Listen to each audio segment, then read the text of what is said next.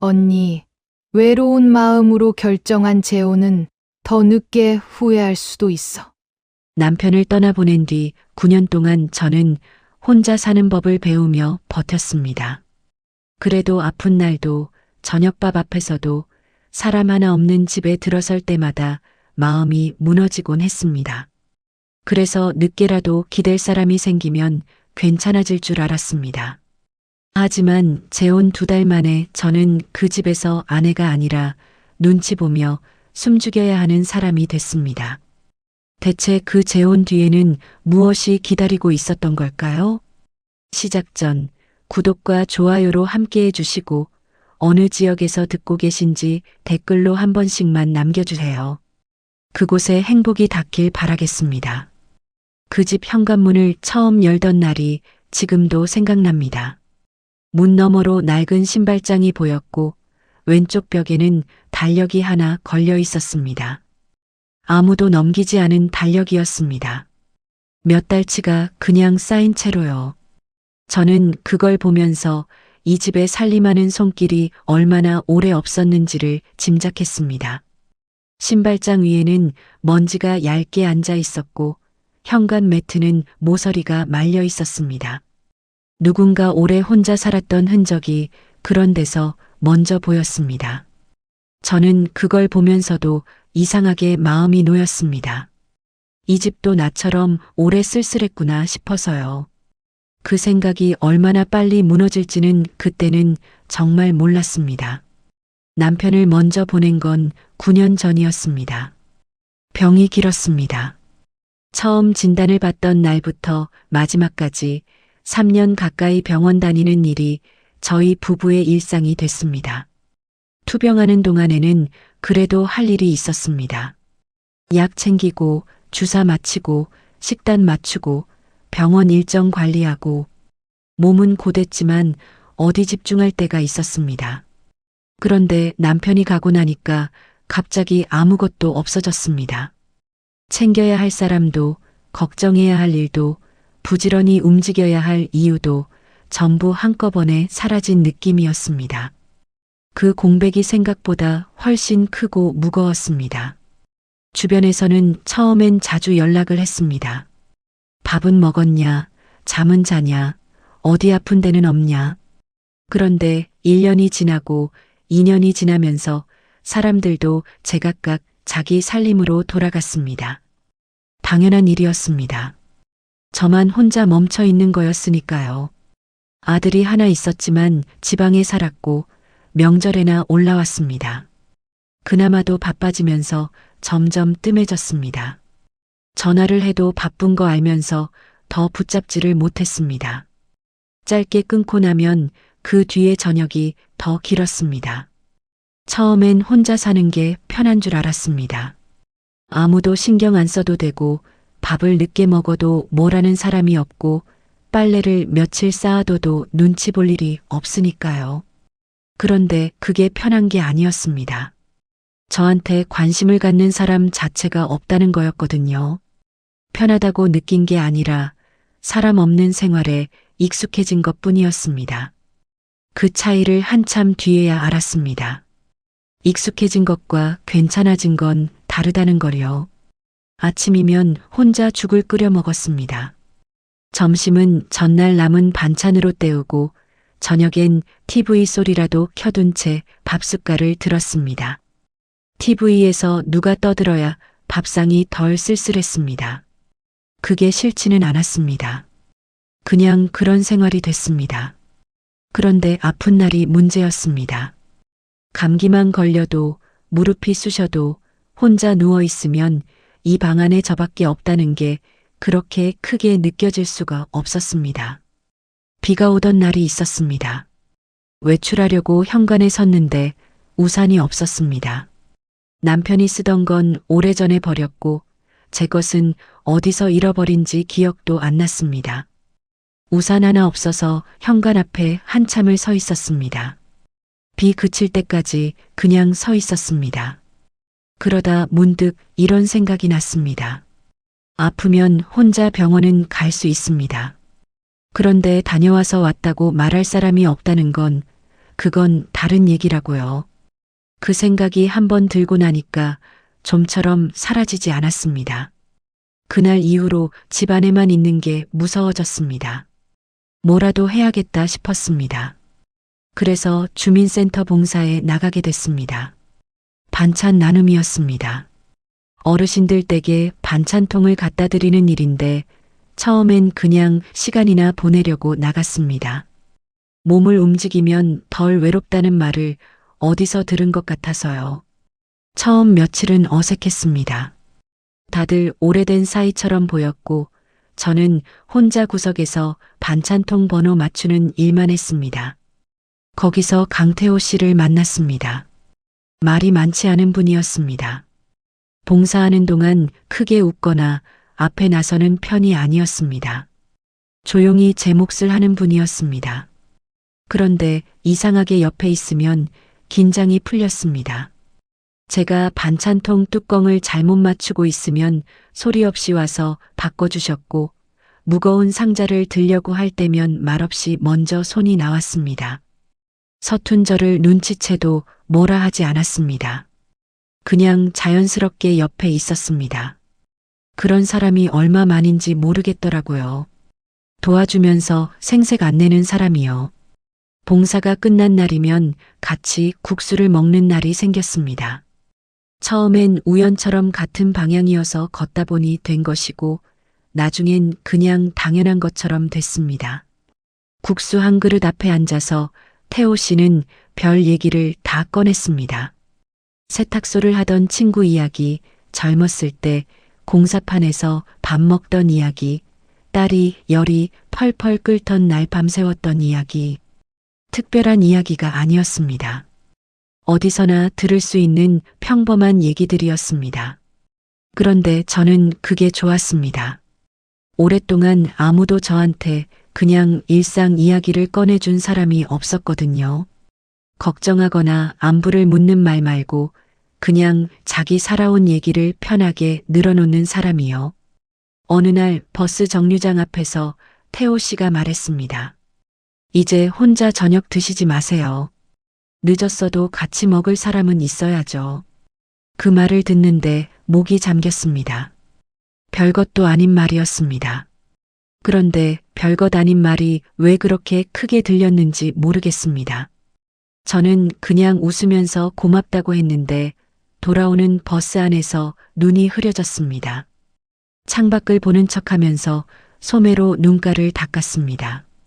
나이가 들어서 그랬는지 아니면 오래 참아두었던 것이 그 말 한마디에 풀렸는지 지금도 잘 모르겠습니다. 처음엔 그냥 말동무인 줄 알았습니다. 봉사 끝나고 국수 먹는 사람, 정류장까지 같이 걷는 사람. 그 정도였습니다. 그런데 어느 순간부터 봉사 날보다 봉사 끝나는 시간이 더 기다려지고 있었습니다. 그걸 스스로 알면서도 못 본 척했습니다. 예순이 훌쩍 넘어서 이런 마음이 생기는 게 부끄럽기도 했고 혹시라도 이 편안함이 깨질까봐 무섭기도 했습니다. 괜히 말이 많아졌다가 이 사람도 멀어지면 어쩌나 싶어서요. 그러다 태호 씨가 같이 살아보자는 말을 꺼냈습니다. 딸이 하나 있다고 했습니다. 건물 아래층에 세입자들이 있어서 늘 오가는 사람이 있는 집이라 심심하지 않을 거라고도 했습니다.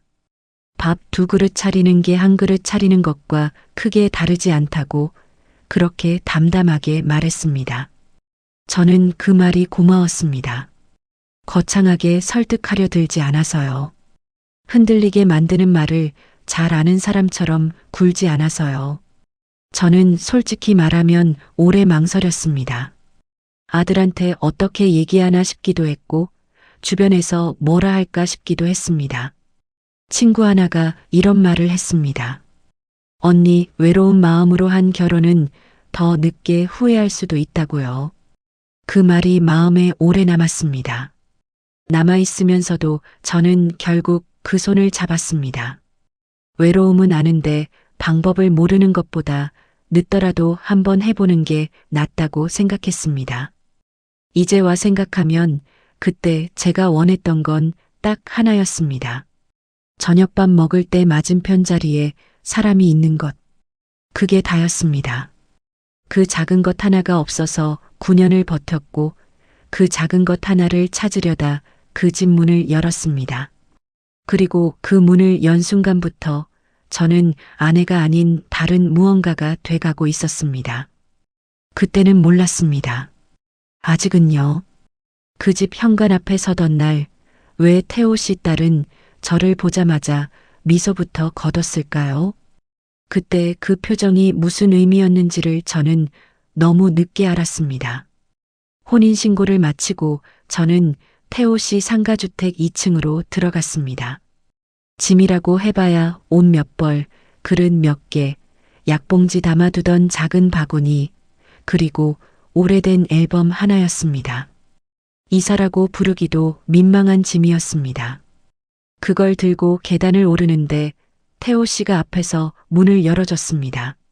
안으로 들어서니 창문 너머로 오후 햇살이 들어오고 있었습니다. 낡았지만 밝은 집이었습니다. 저는 그 빛을 보면서 잘됐다 싶었습니다. 그 마음이 얼마나 짧았는지는 나중에야 알았습니다. 처음 며칠은 괜찮았습니다. 아침에 같이 식탁에 앉아 된장국을 먹었습니다. 태호 씨는 국이 조금 짜도 맛있다고 했고 저는 그 말이 좋았습니다. 오랜만에 밥상 앞에서 맛있다는 소리를 들었거든요. 오후엔 상가 앞 화분에 물을 줬습니다. 태호 씨가 한동안 신경을 못 썼는지 화분 흙이 바싹 말라 있었습니다. 저는 물을 흠뻑 주면서 이런 것들을 내가 챙길 수 있겠다 싶었습니다. 저녁엔 아래층 세탁소에서 올라오는 세제 냄새를 맡으며 나란히 TV를 봤습니다. 별 대화가 없어도 옆에 사람이 있다는 것만으로 달랐습니다. 저는 그렇게 하루하루가 조금씩 괜찮아지고 있다고 생각했습니다. 딸 수진도 처음엔 웃었습니다. 첫날 인사를 할 때 수진은 이렇게 말했습니다. 아버지 외롭지 않게 해주셔서 감사해요. 그 말에 저도 마음을 놓았습니다. 처음부터 어색하게 굴면 어쩌나 했는데 이렇게 먼저 인사를 건네주니 다행이다 싶었습니다. 딸 입장에서 새어머니를 받아들이는 게 쉬운 일이 아니라는 걸 저도 압니다. 그러니 이렇게라도 웃어주는 게 고마웠습니다. 아직 서먹하지만 시간이 지나면 나아지겠지. 그렇게 생각했습니다. 그런데 2달쯤 지나자 이상한 일들이 하나씩 생기기 시작했습니다. 수진이 예고도 없이 들이닥치는 날이 늘었습니다. 처음엔 아버지 얼굴 보러 왔다고 했습니다. 그런데 올 때마다 하는 행동이 비슷했습니다. 현관에 들어서자마자 신발을 벗지도 않고 부엌으로 먼저 갔습니다. 냉장고 문을 열고 안을 들여다보고 반찬통 뚜껑을 열었다 닫았다 했습니다. 김치통 옆에 뭐가 있나, 반찬은 몇 가지나 있나, 이런 걸 확인하듯 둘러봤습니다. 저는 처음엔 그냥 습관인가 보다 했습니다. 자기 집처럼 드나들던 버릇이 있는 거겠지 싶었습니다. 그런데 어느 날은 관리비 봉투가 들어있는 서랍까지 자연스럽게 열었습니다. 저는 그 모습을 보면서 속으로 움찔했습니다. 그냥 뭔가를 찾는 건지 아니면 확인하려는 건지 그 경계가 애매했습니다. 그러다 수진이 아버지한테 물었습니다. 아버지, 요즘 관리비는 누가 정리해요? 태호 씨가 대꾸했습니다. 왜? 그냥요. 나중에 복잡해지면 안 되니까요. 짧은 대화였지만 저는 그 말이 마음에 걸렸습니다. 나중에 복잡해지면 안 된다는 게 제가 들어오고 나서 복잡해질 수 있다는 말처럼 들렸거든요. 아닐 수도 있다고 스스로 달랬습니다. 그냥 꼼꼼한 성격인가 보다고요. 사위 박정우는 더 노골적이었습니다. 아래층 세탁소 세입자분이 월세 입금 날짜를 확인하러 올라왔을 때였습니다. 저도 마침 거실에 있었는데 사위가 저를 보면서 말했습니다. 아주머니가 이런 돈 만지는 건 조심하셔야 해요. 저는 그 말을 듣고 얼굴이 굳었습니다. 세입자분도 있는 자리였습니다. 저는 돈을 만진 적이 없었습니다. 관리비 통장에 손댄 적도, 월세를 확인한 적도 없었습니다. 그냥 거실에 앉아 있었을 뿐입니다. 그런데 그 말이 나오는 순간 세입자분 눈빛이 미묘하게 달라졌습니다. 저를 한번 흘깃 보고 시선을 내렸습니다. 그 시선이 뭔가를 의심하는 것처럼 느껴졌습니다. 저는 바로 따지지 못했습니다. 늦은 재혼이라 제가 먼저 예민하게 굴면 괜히 더 흉이 될 것 같았고 태호 씨도 옆에서 별말을 하지 않았습니다. 나중에 태호 씨한테 조용히 말했더니 이렇게 했습니다. 애들이 원래 좀 꼼꼼해. 그냥 넘겨. 그 말을 듣고 저는 더 말을 잇지 못했습니다. 태호 씨 눈에는 그게 꼼꼼한 거로 보였던 겁니다. 저한테는 분명히 선을 긋는 말이었는데요. 그 무렵부터 이상한 일들이 하나씩 더 쌓였습니다. 세입자들이 월세 입금이나 관리비 문제를 저한테 먼저 묻기 시작했습니다. 저는 모른다고 했는데 그분들은 저를 보면서 사모님이 담당하시는 거 아닌가요? 하고 되물었습니다. 이상했습니다. 저는 그 일을 맡은 적이 없었습니다. 그런데 왜 그분들이 저한테 묻는 건지 처음엔 이유를 몰랐습니다. 그리고 어느 날은 관리비 통장 비밀번호를 수진이 알고 있다는 걸 알게 됐습니다. 태호 씨가 무심코 꺼낸 말에서 알게 된 거였습니다. 저는 그 통장 비밀번호를 모르는데 수진은 알고 있다는 게 이상했습니다. 아버지 통장이니 딸이 아는 건 당연할 수도 있습니다. 그런데 그 무렵 저를 대하는 태도와 맞물리니 단순한 게 아닌 것 같았습니다. 제가 산 과일을 냉장고에 넣을 때도 묘한 분위기가 생겼습니다. 공동으로 산 건지 제 돈으로 산 건지 굳이 설명하지 않아도 될 것 같은 일을 괜히 설명해야 할 것 같은 기분이 들었습니다. 그 기분이 하루 이틀도 아니고 매일 쌓이니까 냉장고 문 여는 것도 눈치가 보이기 시작했습니다. 내가 사온 음식인데, 내가 쓴 돈인데 왜 이런 기분이 드나 싶었습니다. 그러다 수진이 현관 비밀번호를 바꾸자는 말까지 꺼냈습니다. 아버지한테 한 말이었지만 저도 있는 자리에서였습니다. 이유는 따로 말하지 않았습니다. 그냥 요즘 바꾸는 게 좋다고만 했습니다. 저는 그 말을 듣고 아무 말도 하지 않았습니다. 그 집에 들어온 지 2달이 채 안 된 사람이 현관 비밀번호 바꾸는 일에 의견을 낼 처지가 아니라는 걸 알았거든요. 그 사실이 오히려 더 쓸쓸했습니다. 결정적인 말은 그 다음에 나왔습니다. 어느 날 수진이 저를 똑바로 보며 말했습니다. 아버지 재산에 손 떼는 일은 없으셨으면 좋겠어요. 그 말을 듣는 순간 숨이 막혔습니다. 화가 나면서도 얼굴이 화끈거렸습니다. 저는 그 집에 제 짐을 풀고 밥을 하고 빨래를 개고 화분에 물을 주며 살았습니다.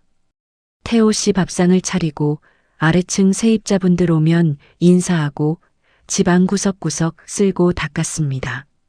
그런데 수진 눈에 저는 재산에 손댈 수 있는 사람이었습니다. 경계해야 할 사람이었습니다. 저는 그 말을 듣고도 바로 대꾸하지 않았습니다. 뭔가 말을 해야 할 것 같은데 입이 떨어지지 않았습니다. 억울하다고 하면 더 의심받을 것 같았고 괜찮다고 하면 거짓말이었습니다. 그냥 입을 다물고 있었습니다. 그게 제가 할 수 있는 전부였습니다. 그날부터였습니다. 밥 먹는 일도 눈치가 보였습니다. 냉장고 여는 것도 서랍 여는 것도 통장 꺼내는 것도 전부 누군가 보는 것 같았습니다. 집 안에 있는데 집에 없는 사람 같은 기분이었습니다. 아무것도 하지 않아도 뭔가 잘못하고 있는 것 같은 느낌. 그게 매일 아침부터 저녁까지 이어졌습니다.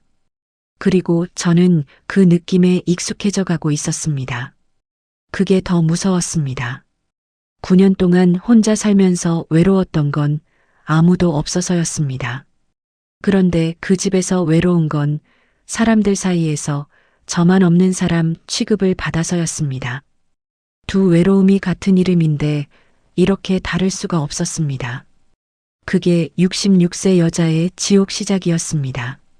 수지는 왜 갑자기 세입자들까지 끌어들여 저를 돈 문제 한가운데 세워놓았을까요? 그 이유를 저는 조금씩 알아가고 있었습니다. 처음엔 저를 싫어해서 그러는 줄만 알았습니다. 새어머니가 들어왔으니 경계하는 거겠지. 재산 문제로 예민해진 거겠지. 그렇게 생각했습니다. 딸 입장에서 아버지가 재혼을 했으니 불안한 마음이 드는 건 당연한 일이라고 스스로 달랬습니다. 그래서 저는 더 조심했습니다. 먼저 말 걸지 않고, 먼저 나서지 않고, 있는 듯 없는 듯 지내려고 했습니다. 그렇게 하면 시간이 지나면서 조금씩 나아질 거라고 믿었습니다. 그런데 그게 아니었습니다. 어느 날 아침 아래층 세탁소 사장님이 계단을 올라오셨습니다. 문을 두드리더니 조심스럽게 물었습니다. 사모님, 지난달 관리비 누락분 다시 보내달라는 문자 주신 거 맞아요? 저는 그 말을 듣고 손이 떨렸습니다. 그런 문자를 보낸 적이 없었습니다. 관리비 관련해서 세입자분들께 연락을 드린 적이 단 한 번도 없었습니다. 저는 그 일을 맡은 사람이 아니었으니까요. 저는 바로 모르겠다고 했고 무슨 문자냐고 물었습니다. 세탁소 사장님이 휴대폰을 보여줬습니다. 세입자 단체 문자방에 공지가 올라가 있었습니다. 이번 달 관리비 누락분 재입금 부탁드립니다. 사모님, 보낸 번호를 확인해 봤습니다. 태호 씨 휴대폰 번호였습니다. 저는 그 번호를 보면서 잠깐 멍했습니다. 태호 씨 휴대폰으로 보낸 문자인데 보낸 사람 이름은 사모님이었습니다. 그 시간에 저는 2층에 있었고 태호 씨 휴대폰을 만진 적이 없었습니다. 그러면 누가 보낸 걸까요? 저는 그날 하루 종일 그 생각을 떨쳐낼 수가 없었습니다. 밥을 하면서도 빨래를 개면서도 자꾸 그 문자가 머릿속에 맴돌았습니다. 그리고 천천히 지난 일들을 되짚었습니다.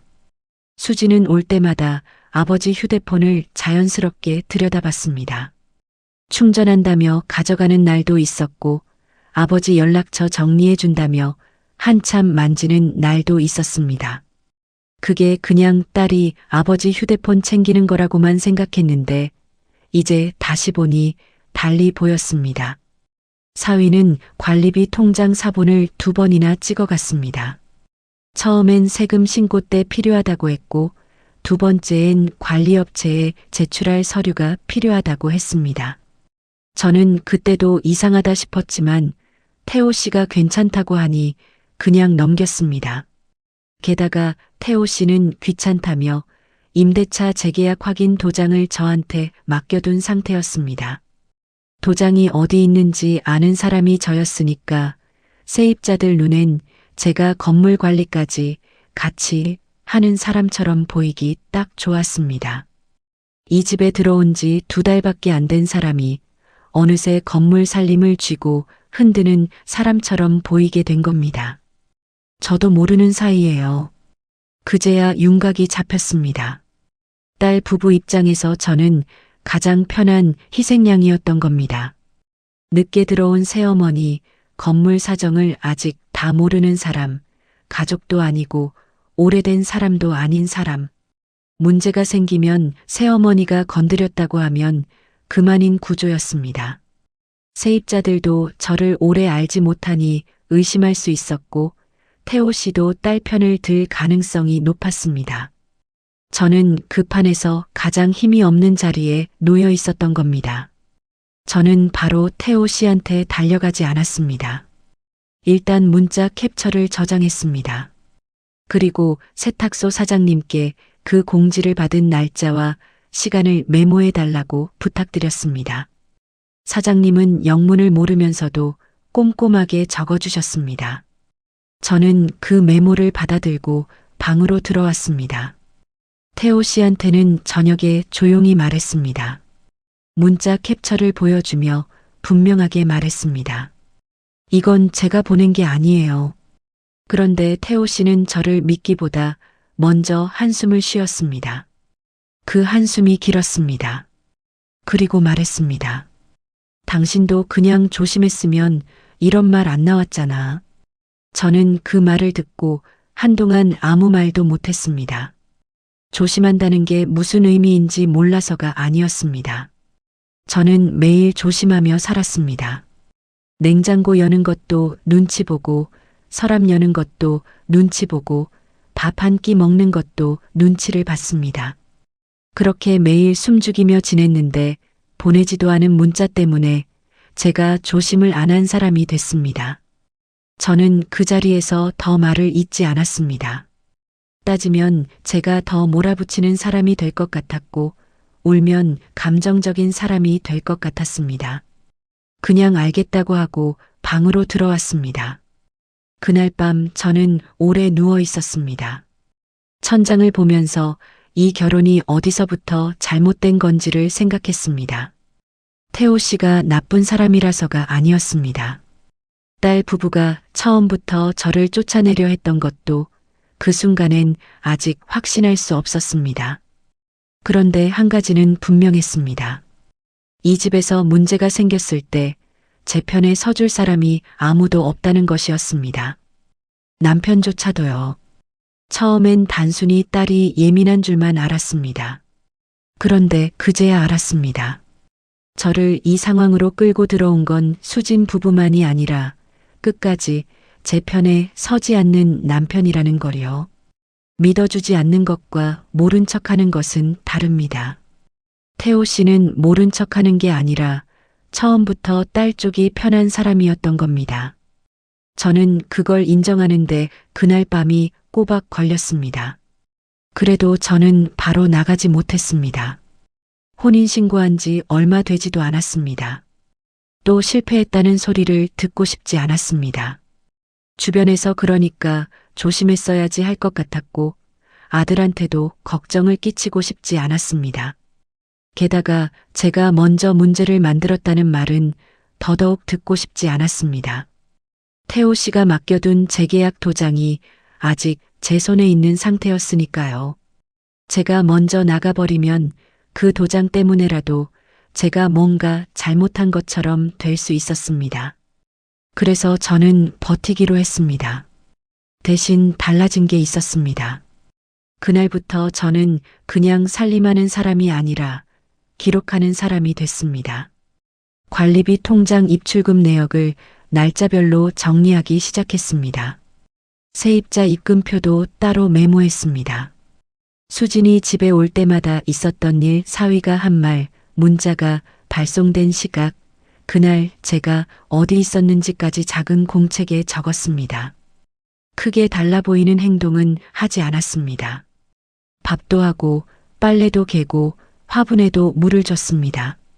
겉으로는 그냥 전과 똑같이 살았습니다. 그런데 속으로는 달랐습니다. 밥을 하면서도 머릿속으로는 어디서 어떤 증거가 더 필요한지를 생각했습니다. 세입자분들과 짧게 인사를 나누면서도 혹시 더 아는 게 있는지를 자연스럽게 살폈습니다. 주민센터 봉사에 나가는 날엔 출석부에 제 이름이 찍히는 걸 꼭 확인했습니다. 관리업체 직원이 드나드는 날엔 출입 시간을 눈여겨봤습니다. 남들 눈엔 그냥 조용한 새어머니였겠지만 저는 매일 조금씩 준비하고 있었습니다. 억울함을 풀려는 게 아니었습니다. 제 이름을 지키려는 거였습니다. 이 집에서 쫓겨나더라도 제가 잘못한 것처럼 나가지는 않겠다는 마음이었습니다. 그렇게 며칠을 보내다 보니 처음엔 보이지 않던 것들이 하나씩 맞아들어갔습니다. 세입자분들이 저한테 연락하게 된 이유, 관리비 통장 비밀번호가 수진한테 넘어간 경위, 사위가 통장 사본을 찍어간 시점, 따로따로 보면 별것 아닌 일들이 이어놓고 보니 하나의 방향을 가리키고 있었습니다. 그 방향 끝에 누가 있었는지는 조금만 더 있으면 알 수 있을 것 같았습니다. 정말 저를 쫓아내려는 쪽은 딸 부부였을까요? 아니면 남편까지 같은 마음이었던 걸까요? 저는 그 답을 알고 싶었고 동시에 알고 싶지 않기도 했습니다. 결정적인 일은 상가 1층 세탁소 재계약 날 벌어졌습니다.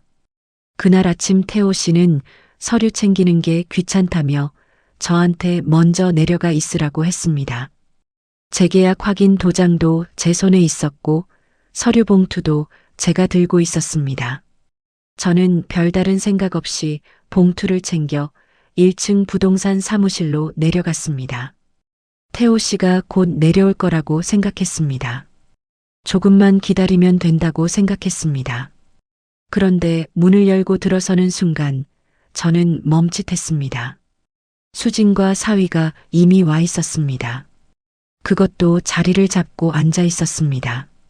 세탁소 세입자분, 위층 세입자분, 부동산 직원, 관리업체 담당자까지 다 모여 있는 자리였습니다. 저는 그 자리에 들어서면서 뭔가 이상하다는 느낌이 들었습니다. 분위기가 제가 내려오기 전부터 이미 정리된 것 같았습니다. 자리 배치도 서류가 놓인 방향도 다들 저를 바라보는 눈빛도요. 저는 그냥 안으로 들어가 빈자리에 앉으려고 했습니다. 그때 수진이 먼저 입을 열었습니다. 이분은 계약에 관여하실 분 아니에요. 그냥 같이 사는 분이에요. 그 말이 떨어지는 순간 사람들 시선이 한꺼번에 저한테 쏠렸습니다. 저는 손에 들고 있던 서류 봉투만 꼭 쥐고 있었습니다. 얼굴이 화끈거렸습니다. 그냥 같이 사는 분. 그 말이 귀 안에서 맴돌았습니다. 혼인신고를 한 사람이 매일 그 집에서 밥을 하고 빨래를 개고 화분에 물을 주던 사람이 사람들 앞에서 그냥 같이 사는 분이 됐습니다. 저는 그 자리에서 바로 대꾸하고 싶었습니다. 그런데 입이 떨어지지 않았습니다. 세입자분들도 있고 부동산 직원도 있고 처음 보는 관리업체 사람까지 있는 자리였습니다. 그 앞에서 제가 목소리를 높이면 어떻게 보일지가 먼저 생각났습니다. 감정적인 새어머니, 돈 때문에 끼어드는 여자. 그렇게 보이고 싶지 않았습니다. 그래서 저는 그냥 서 있었습니다. 사위는 거기서 멈추지 않았습니다. 도장도 건드리지 마세요. 나중에 문제 생기면 책임지실 거예요? 그 말을 듣는 순간 부동산 직원이 저를 한번 흘깃봤습니다. 세탁소 사장님도 시선을 내렸습니다. 관리업체 담당자는 볼펜을 만지작거렸습니다. 아무도 말을 하지 않았습니다. 그 침묵이 저한테는 동의처럼 느껴졌습니다. 이 사람 말이 맞는 것 같다는 침묵이요. 2달 전까지만 해도 저더러 아버지 외롭지 않게 해줘서 고맙다고 하던 사람이었습니다. 처음 인사 나눌 때 웃으면서 잘 부탁드린다고 했던 사람이었습니다. 그런데 세입자들 앞에서는 저를 돈 노리고 들어와 건물 일에 끼어드는 여자처럼 만들고 있었습니다. 그 변화가 너무 빠르고 너무 뚜렷해서 오히려 더 어지러웠습니다. 처음부터 이렇게 할 생각이었던 건지 아니면 어느 순간 결심이 선 건지 그게 더 궁금했습니다. 저는 태호 씨가 내려오면 한마디는 해줄 줄 알았습니다. 잠시 뒤 태호 씨가 들어왔습니다. 저는 그 사람 눈을 봤습니다. 제 눈을 보면 뭔가 알아챌 거라고 생각했습니다. 지금 제가 어떤 상황에 있는지를요.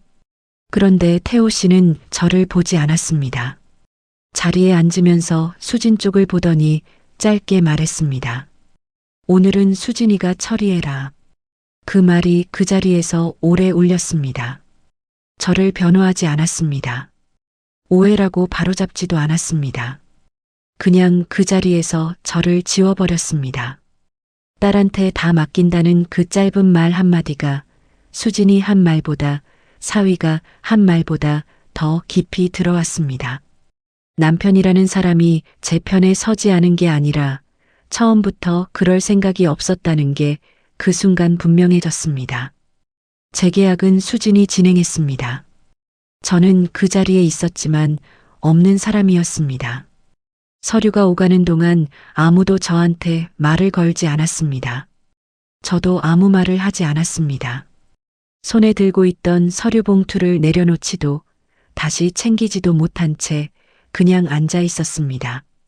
재계약이 끝나고 사람들이 하나둘 자리를 일어났습니다. 저는 마지막으로 일어났습니다. 아무도 저를 돌아보지 않았습니다. 계단을 올라오는데 다리가 무거웠습니다. 2층 문을 열고 들어서는데 오전에 켜두고 나간 TV 소리가 들렸습니다. 그 소리가 그날따라 왜 그렇게 쓸쓸하게 들렸는지 모르겠습니다. 집에 돌아와도 태호 씨는 오히려 저를 탓했습니다. 당신이 그냥 가만히 있었으면 창피한 일도 없었잖아. 저는 그 말을 듣고 한참 태호 씨를 봤습니다. 가만히 있었으면 창피한 일이 없었다는 말이 이 상황에서 나올 수 있는 말인지 이해가 안 됐습니다. 저는 가만히 있었습니다. 처음부터 지금까지 내내 가만히 있었습니다. 냉장고 뒤지는 것도 참았고, 통장 의심받는 것도 참았고, 보내지도 않은 문자 때문에 의심받는 것도 참았습니다. 그런데 오늘 사람들 앞에서 그냥 같이 사는 분 소리를 들은 게 제가 가만히 있지 않아서라는 말이었습니다. 저는 그 말에 대꾸하지 않았습니다. 대꾸할 말이 없어서가 아니었습니다. 할 말이 너무 많아서였습니다. 그 말들을 전부 꺼내놓으면 이 집에서 제가 어떻게 될지 이미 알고 있었습니다. 그래서 입을 다물었습니다. 그리고 방으로 들어왔습니다. 그날 밤 저는 모아둔 자료를 다시 꺼냈습니다. 관리비 통장 입출금 내역을 다시 펼쳤습니다. 날짜를 하나씩 짚어가면서 확인했습니다. 그러다 빠져있던 마지막 조각 하나가 맞아 들어갔습니다. 돈이 빠져나간 날짜와 사위 통화 기록이 겹쳤습니다. 관리업체 출입 기록과도 맞아떨어졌습니다. 그리고 그날 저는 봉사실에 있었습니다. 출석부에 제 이름이 찍혀 있는 그 시각에 돈이 빠져나가고 문자가 발송됐습니다. 저는 그 자료들을 다시 정리하면서 생각했습니다. 이 집에서 더 버티는 게 맞는 건지 아니면 이제는 다른 방식으로 움직여야 하는 건지를요. 그동안은 버티면서 증거를 모으는 게 맞다고 생각했습니다. 조용히 있으면 언젠가 진실이 드러날 거라고 믿었습니다.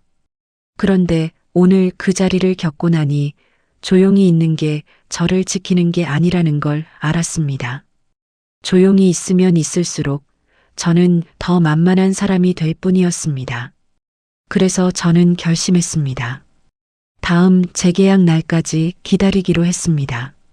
그 자리에는 세입자들도 오고 부동산 직원도 오고 관리업체 사람도 옵니다. 태호 씨도 있을 겁니다. 수진과 사위도 당연히 올 겁니다. 오늘 저를 그냥 같이 사는 분으로 만든 사람들이 전부 다 모이는 자리입니다. 그 자리에서 한 번에 꺼내기로 했습니다. 감정으로 터뜨리는 게 아니라 기록으로 말하기로 했습니다. 저는 그날 밤 자료를 봉투에 차곡차곡 넣었습니다. 계좌이체 내역, 세입자 단체 문자 캡처, 관리업체 출입 기록, 주민센터 출석부 사본. 하나씩 넣으면서 날짜 순서를 다시 맞췄습니다. 봉투를 닫고 나서 테이블 위에 올려뒀습니다. 그 봉투를 보면서 저는 처음으로 이런 생각을 했습니다. 이 집에서 제가 할 수 있는 일이 아직 남아있다고요. 오늘 사람들 앞에서 저는 그냥 같이 사는 분이 됐습니다. 그런데 며칠 뒤 그 자리에 있던 사람들 앞에서 저는 다른 사람이 될 겁니다. 처음부터 끝까지 기록한 사람, 조용히 준비한 사람, 끝내 자기 이름을 지켜낸 사람으로요. 관리비 통장에서 빠져나간 돈은 정말 제 이름으로만 덮어 씌우려던 걸까요? 그 답은 이미 제 봉투 안에 있었습니다. 저는 그날 밤 오래 앉아 있었습니다. 방 안에 불을 켜지 않았습니다. 창문 너머로 아래층 상가 불빛이 희미하게 들어왔습니다. 세탁소 불빛이었습니다. 저는 그 빛을 보면서 테이블 위에 봉투를 올려뒀습니다. 그리고 천천히 꺼내기 시작했습니다. 관리비 통장 입출금 내역, 세입자 입금표 사본, 문자 캡처, 관리업체 출입기록, 주민센터 출적부 사본. 하나씩 펼치면서 날짜를 다시 맞춰봤습니다. 처음엔 따로따로 있던 것들이 한 줄로 이어지기 시작했습니다. 그 줄의 끝이 어디를 향하는지 이제는 더 이상 모른 척할 수 없었습니다.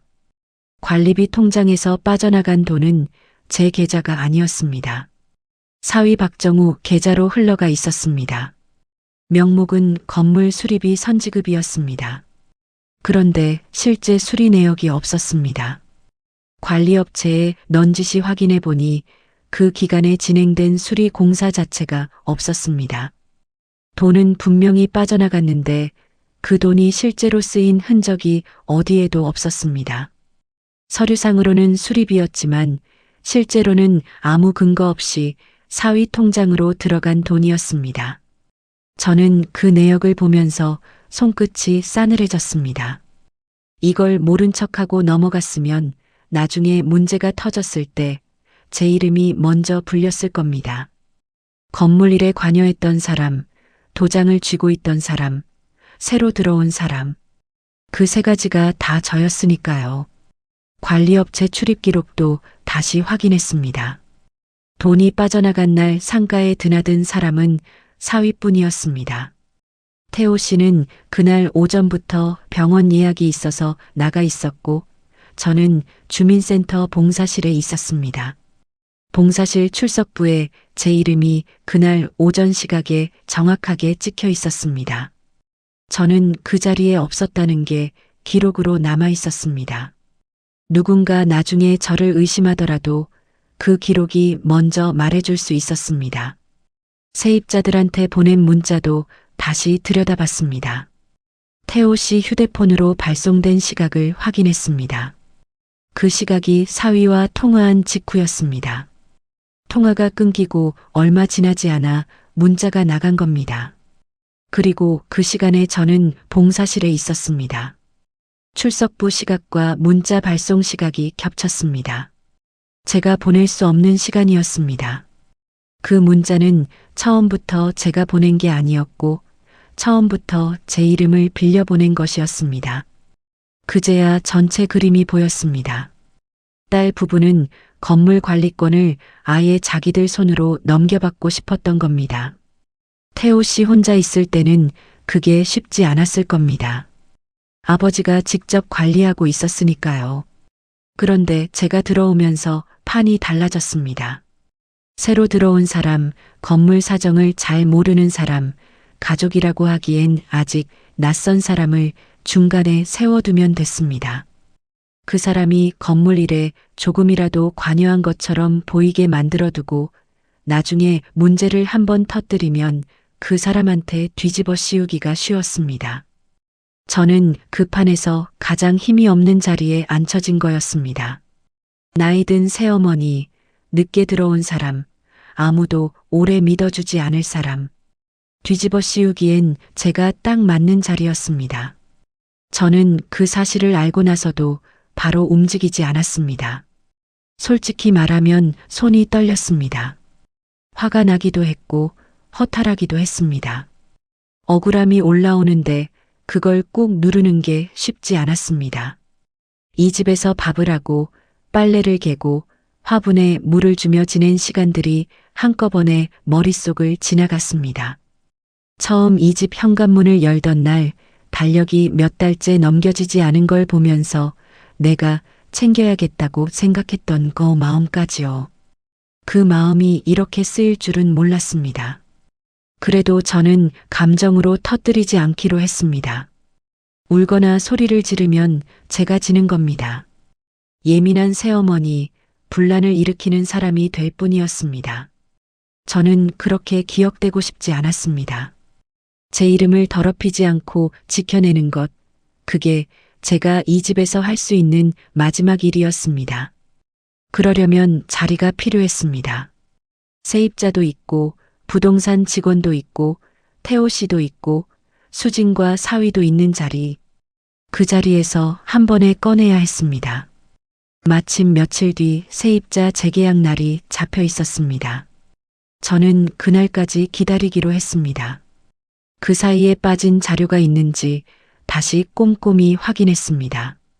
계좌이체 내역을 다시 출력했고 문자 캡처를 날짜별로 정리했습니다.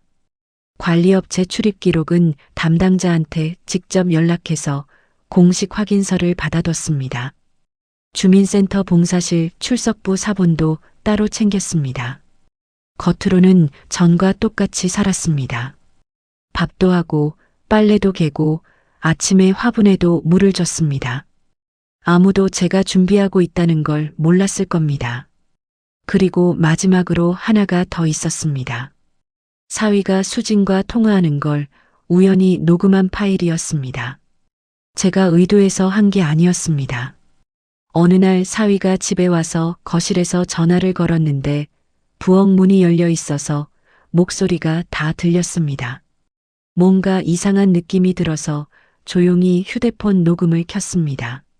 사위는 이렇게 말했습니다. 새어머니 쪽으로 몰고 가면 된다고요. 아버지는 어차피 우리 편이고 세입자들은 아직 새어머니를 잘 모르니까 한 번만 흔들면 된다고요. 저는 부엌에서 그 말을 들으면서 숨을 참았습니다. 손이 떨렸지만 녹음을 끄지 않았습니다. 그 파일을 마지막으로 봉투 안에 넣었습니다. 재계약 날이 됐습니다. 세탁소 세입자분, 위층 세입자분, 부동산 직원, 관리업체 담당자, 수진과 사위, 그리고 태호 씨까지 다 모인 자리였습니다. 저는 평소보다 조금 일찍 내려갔습니다. 자리에 앉으면서 서류 봉투를 테이블 위에 조용히 올려뒀습니다. 아무도 그게 뭔지 몰랐습니다. 수진은 저를 한번 보더니 시선을 돌렸습니다. 사위는 부동산 직원과 얘기를 나누고 있었습니다. 수진이 먼저 말을 꺼내려는 순간 제가 먼저 입을 열었습니다. 오늘은 저도 할 말이 있습니다. 회의실 분위기가 바로 굳었습니다. 수진이 저를 봤습니다. 사위도 저를 봤습니다. 태호 씨는 잠깐 눈을 깜빡였습니다. 저는 그 시선들을 천천히 받아내면서 봉투를 열었습니다. 손이 떨리지 않았습니다. 이상하게 그 순간만큼은 아주 차분했습니다. 첫 번째로 계좌이체 내역을 꺼냈습니다. 관리비 통장에서 빠져나간 금액과 날짜, 그리고 입금된 계좌번호 일부를 보여줬습니다. 수리비 명목으로 나간 돈이 실제 수리 내역 없이 사위 계좌로 들어간 것을 관리업체 확인서와 나란히 올려놓았습니다. 사위 얼굴이 굳기 시작했습니다. 수지는 시선을 테이블 아래로 내렸습니다. 두 번째로 세입자 단체 문자 캡처를 꺼냈습니다. 발송 시각과 제가 봉사실에 있었다는 출석부 사본을 나란히 올려놓았습니다. 제가 그 문자를 보낼 수 없었던 시간이라는 걸 숫자와 기록이 말해주고 있었습니다. 세탁소 사장님이 그 캡처를 보면서 천천히 고개를 끄덕였습니다. 그분도 그제야 뭔가를 짐작하는 눈빛이었습니다. 세 번째로 관리업체 출입기록 확인서를 꺼냈습니다. 돈이 빠져나간 날 상가에 드나든 사람이 사위뿐이었다는 공식 기록이었습니다. 부동산 직원이 그 서류를 집어들고 잠시 들여다봤습니다. 관리업체 담당자는 자기가 발급해준 확인서를 보면서 눈을 내리깔았습니다. 아무도 말이 없었습니다. 그 침묵이 아까와는 달랐습니다. 아까의 침묵은 저를 모른 척하는 침묵이었고 지금의 침묵은 무언가를 받아들이는 침묵이었습니다. 그리고 마지막으로 녹음 파일을 재생했습니다. 새어머니 쪽으로 몰고 가면 된다는 사위 목소리가 그 자리에 울려 퍼졌습니다. 아버지는 어차피 우리 편이라는 말도 세입자들은 아직 새어머니를 모른다는 말도 전부 다 들렸습니다. 수지는 입술이 바짝 말랐습니다. 사위는 시선을 어디 둬야 할지 모르는 것 같았습니다. 세입자분들은 서로 눈치를 봤습니다. 부동산 직원은 들고 있던 볼펜을 내려놓았습니다. 태호 씨는 고개를 숙였습니다. 저는 임대차 재계약 도장을 테이블 위에 올려놓고 조용히 말했습니다. 이제부터 저는 이 건물 일에 손대지 않겠습니다. 대신 제 이름으로 뒤집어 씌운 일은 끝까지 바로잡겠습니다. 그 말을 하는 동안 목소리가 떨리지 않았습니다. 오래 참은 것이 그 순간 단단함이 됐는지도 모르겠습니다. 수지는 아버지를 걱정해서 그랬다고 했습니다. 사위는 오해가 있었다고 했습니다. 그런데 그 말들이 더 이상 저한테 닿지 않았습니다. 변명은 기록 앞에서 힘이 없었습니다. 태호 씨는 그날 처음으로 고개를 들지 못했습니다. 딸 편을 들어주던 그 사람이 막상 기록 앞에서는 아무 말도 하지 못했습니다. 저는 그 모습을 보면서 이상하게 아무 감정도 올라오지 않았습니다. 화가 나지도 않았고 측은하지도 않았습니다. 그냥 멀리서 보는 것 같았습니다.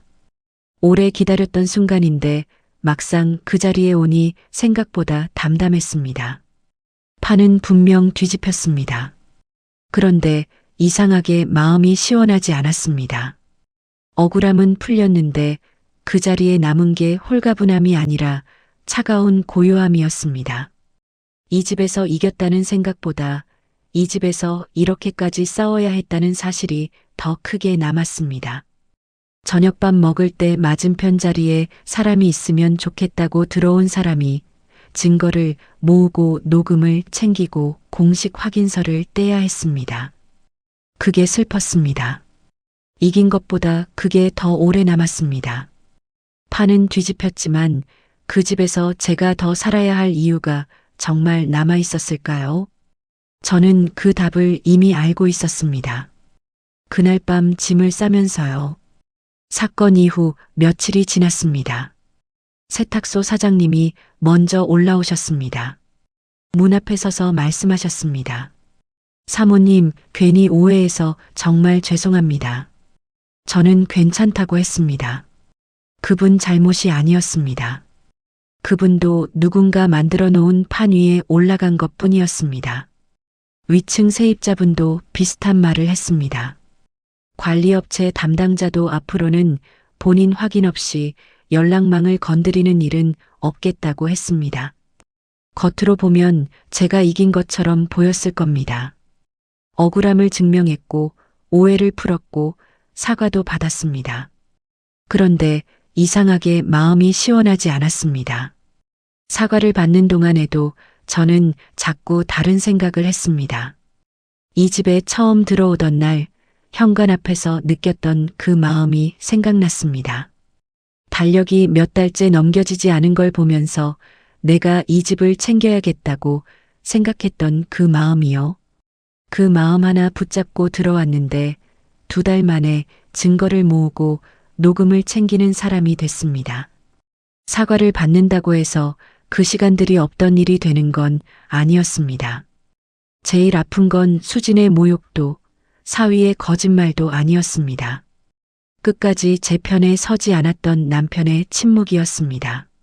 수진이 저를 그냥 같이 사는 분이라고 했을 때, 사위가 도장 건드리지 말라고 했을 때, 태호 씨는 한마디도 하지 않았습니다. 그 자리에서 저를 지워버린 건 딸 부부만이 아니었습니다. 아무 말도 하지 않는 것도 선택이라는 걸 저는 그날 똑똑히 알았습니다. 사건이 정리된 뒤 태호 씨가 저한테 말했습니다. 당신이 조금만 더 참았으면 이렇게까지 안 왔잖아. 저는 그 말을 듣고 웃음도 안 났습니다. 참은 건 제가 다 참았습니다. 냉장고 뒤지는 것도 참았고, 통장 의심받는 것도 참았고, 보내지도 않은 문자 때문에 눈치 받는 것도 참았습니다. 사람들 앞에서 그냥 같이 사는 분 소리 들을 때도 그 자리에서 참았습니다. 그런데 그 모든 걸 참아낸 끝에 잘못도 제 몫이었습니다. 조금만 더 참았으면 이렇게 안 됐을 거라는 말이 제가 참지 않아서 이렇게 됐다는 말이었습니다. 저는 그 말을 듣고 올해 태호 씨를 봤습니다. 이 사람이 나쁜 사람은 아닐 겁니다. 그냥 딸 편이 더 편한 사람이었을 겁니다. 오래 함께 산 사람과 2달 함께 산 사람 사이에서 오래된 쪽을 선택하는 건 어쩌면 당연한 일인지도 모릅니다. 그런데 그게 당연한 일이라면 저는 이 집에서 처음부터 끝까지 혼자였던 겁니다. 아무도 없어서 혼자인 것과 사람들 사이에서 혼자인 것. 그 2가지 중에 어느 쪽이 더 외로운지 이제는 압니다. 그날 밤 저는 조용히 짐을 쌌습니다. 서두르지 않았습니다. 하나씩 천천히 챙겼습니다. 가져온 그릇 몇 개를 신문지에 싸서 상자에 넣었습니다. 주민센터 갈 때 입던 앞치마를 접었습니다. 약봉지 담아두던 작은 바구니를 꺼냈습니다. 전기요금 고지서 파일도 챙겼습니다. 제가 직접 낸 것들이었으니까요. 그리고 오래된 앨범. 이 집에 들어올 때 들고 왔던 그 앨범을 마지막으로 넣었습니다. 짐을 다 싸고 나서 상자를 봤습니다. 큰 상자 2개였습니다. 2달 넘게 한 집에 살았는데 제 것이라고 부를 수 있는 게 상자 2개였습니다. 그걸 보니 오히려 더 서글펐습니다. 짐이 없는 게 서글픈 게 아니었습니다. 2달 동안 이 집에 제 자리라고 부를 만한 곳이 없었다는 게 서글펐습니다. 밥상 앞에도 거실 소파에도 현관 신발장에도 제 자리는 없었습니다. 처음부터요. 태호 씨는 그날 밤 방에서 나오지 않았습니다. 짐을 싸는 소리가 들렸을 텐데도 나오지 않았습니다. 저는 그걸 보고 더 정리됐습니다. 붙잡을 마음이 있는 사람이라면 나왔을 겁니다. 아니면 기척이라도 냈을 겁니다. 아무것도 없었습니다. 그 아무것도 없음이 제가 이 집을 나가야 한다는 마지막 확인이었습니다. 붙잡을 마음조차 없었던 사람 곁에서 저 혼자 버티고 있었던 거니까요. 다음날 이른 아침에 짐을 들고 계단을 내려왔습니다. 상자 2개를 한 번에 들 수가 없어서 2번을 오갔습니다. 누가 도와주는 사람은 없었습니다. 계단 난간을 잡고 한 칸씩 내려오면서 올라올 때가 생각났습니다. 혼인신고를 하고 처음 이 계단을 올라오던 날이요. 그때는 짐이 가벼웠습니다. 설레는 마음이 있었으니까요. 내려올 때는 짐은 똑같이 가벼웠는데 마음이 달랐습니다. 무거웠습니다. 그런데 이상하게 발걸음은 오히려 가벼웠습니다. 1층에 내려오니 세탁소 문이 반쯤 열려 있었습니다. 사장님이 안에서 저를 봤습니다. 뭔가 말을 하려다가 멈추셨습니다. 저는 그냥 가볍게 고개를 숙였습니다. 말이 필요 없었습니다. 그분도 아셨을 겁니다. 제가 나가는 이유를요. 현관 앞에서 저는 잠깐 멈췄습니다. 뒤를 돌아보지는 않았습니다. 그냥 앞을 봤습니다. 그리고 마지막으로 이렇게 말했습니다. 누가 듣는지 안 듣는지는 상관없었습니다.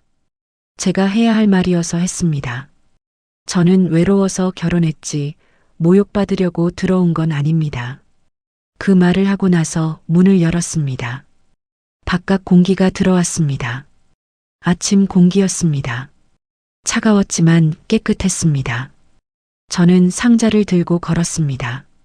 돌아오는 길이 멀지 않았습니다. 제가 9년 동안 살던 집은 그 상가주택에서 버스로 2정거장 거리였습니다. 짐을 들고 버스를 탔습니다. 창밖을 보면서 이런저런 생각을 했습니다. 주민센터 봉사를 다시 나갈 수 있을지, 아는 사람들이 뭐라고 할지, 아들한테는 어떻게 얘기해야 할지 생각이 많았습니다. 그런데 이상하게 마음은 조금씩 가벼워지고 있었습니다. 집에 돌아와서 짐을 풀었습니다. 그릇을 원래 자리에 돌려놓고 앞치마를 원래 걸어두던 못에 걸었습니다. 오래된 앨범을 책장 위에 올려뒀습니다. 모든 게 제자리로 돌아왔습니다. 저도 제자리로 돌아온 거였습니다.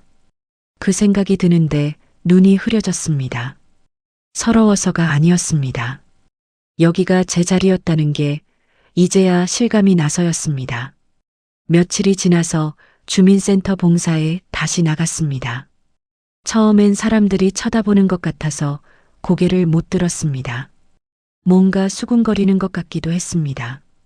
그런데 나중에 생각해 보니 그건 제 마음이 만들어낸 것이었습니다. 아무도 제 사정을 자세히 알지 못했고 알고 싶어 하지도 않았습니다. 다들 자기 반찬통 맞추느라 바빴습니다. 저도 그냥 제 반찬통을 챙겼습니다. 봉사가 끝나고 혼자 국수를 먹었습니다. 맞은편 자리가 비어 있었습니다. 그 빈자리를 보면서 이런 생각을 했습니다. 저는 그 자리를 채우려다가 너무 먼 데까지 갔던 것 같다고요. 빈자리가 무서워서 아무 자리나 붙잡은 거였다고요. 그런데 막상 자리를 채우고 나서 더 외로웠습니다. 그건 제가 원하던 자리가 아니었으니까요. 내 편 하나 없는 집보다 혼자여도 마음 편한 방 한 칸이 낫다는 걸 이제는 압니다. 그때만 해도 가족이 있어야 덜 외로운 줄 알았습니다. 가족이라는 말이 외로움을 막아주는 줄 알았습니다. 그런데 이제는 압니다. 가족이라는 이름이 있어도 내 편이 아닌 사람과 사는 건 혼자 사는 것보다 더 고립될 수 있다는 걸요. 외로움은 사람의 숫자로 채워지는 게 아니었습니다. 그 사람이 진짜로 내 편인지 아닌지가 더 중요했습니다. 늦게 배웠지만 그래서 더 분명히 알게 됐습니다. 저는 쫓겨난 게 아닙니다. 딸 부부가 저를 내쫓은 게 아닙니다. 태호 씨가 저를 내보낸 것도 아닙니다. 제가 스스로 결정하고 제 발로 걸어 나온 겁니다. 그 차이가 저한테는 중요했습니다. 작은 차이처럼 보일 수 있지만 그 차이가 제 존엄을 지켜줬습니다. 쫓겨난 사람과 나온 사람은 다릅니다. 저는 나온 사람입니다. 늦은 사랑보다 더 늦으면 안 되는 건 내 자리를 스스로 지키는 일이었습니다. 그걸 이제는 압니다. 조금 늦게 알았지만 그래도 알았습니다. 그걸로 충분합니다. 끝까지 들어주셔서 감사합니다. 구독과 좋아요는 다음 이야기를 이어갈 힘이 됩니다. 그리고 주인공에게 한 줄 응원을 댓글로 남겨주시면 그 마음까지 함께 전해두겠습니다.